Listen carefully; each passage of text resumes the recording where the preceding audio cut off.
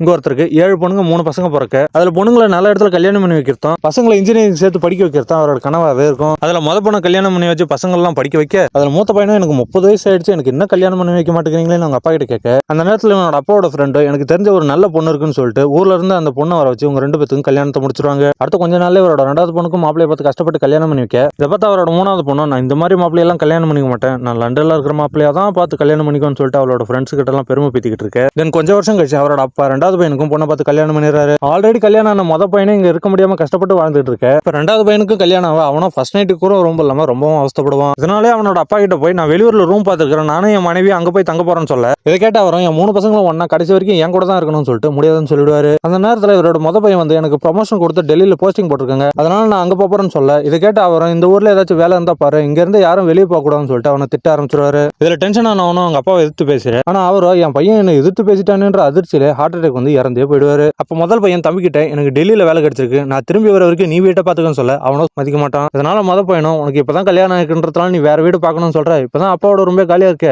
நீ அவரோட ரூம்ல தங்கிக்கிட்டு வீட்டையும் பாத்துக்க, நான் மாசம் மாசம் டெல்லியில இருந்து பணம் அனுப்புறேன்னு சொல்ல இவனும் ஒத்துக்குவான்.